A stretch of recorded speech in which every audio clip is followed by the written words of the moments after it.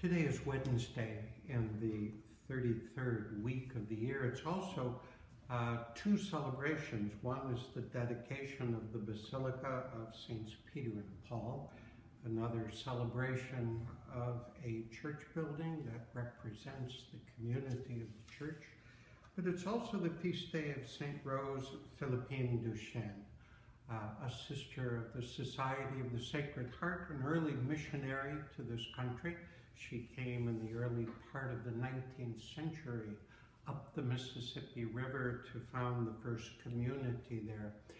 The Sisters of the Sacred Heart were very, very close with the Jesuits, and they worked together in the missionary outreach to children of the Native American population.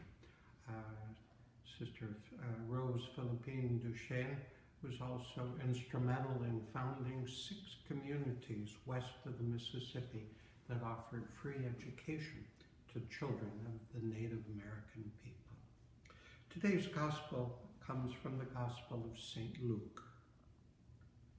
While people were listening to Jesus speak, he proceeded to tell a parable because he was near Jerusalem, and they thought that the kingdom of God would appear there immediately. So he said, a nobleman went off to a distant country to obtain the kingship for himself and then to return. He called 10 of his servants and gave them 10 gold coins and told them, engage in trade with them until I return. His fellow citizens, however, despised him and sent a delegation after him to announce, we do not want this man to be our king. But when he returned after obtaining the kingship, he had the servants called to whom he had given the money to learn what they had gained by trading. The first came forward and said, Sir, your gold coin has earned 10 additional ones. He replied, well done, good servant. You have been faithful in this very small matter. Take charge of 10 cities. Then the second came and reported, your gold coin, sir, has earned 5 more. And to this servant, too, he said, you take charge of 5 cities. Then the other servants came and said, sir, here is your gold coin. I kept it stored away in a handkerchief, for I was afraid of you, because you are a demanding man. You take what you did not lay down, and you harvest what you did not plant. He said to him, with your own words I shall condemn you, you wicked servant. You knew I was a demanding man, taking up what I did not lay down and harvesting what I did not plant. Why did you not put my money in a bank? Then on my return, I would have collected it with interest. And to those standing by, he said, take the gold coin from him and give it to the servant who has 10. But they said to him, sir, he has 10 gold coins. He replied, I tell you, to everyone who has, more will be given, but from the one who has not, even what he has will be taken away. Now as for those enemies of mine who did not want me to be their king, bring them here and slay them before me. After he had said this, he proceeded on his journey up to Jerusalem. The Gospel of the Lord.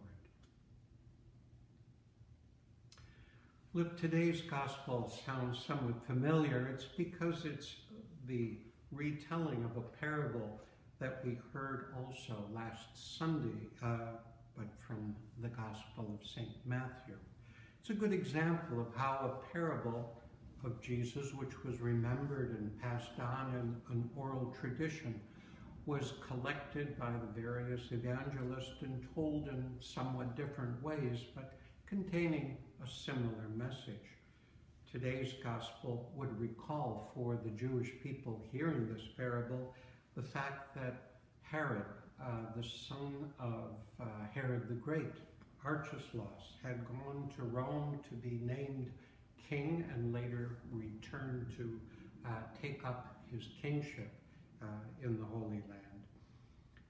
Today, I think the message could be repeated that you heard next Sunday.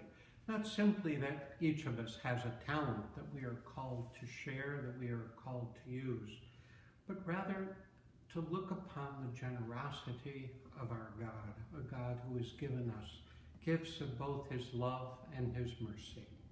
Today we are invited to share that love, that we are called to give to others what we have received.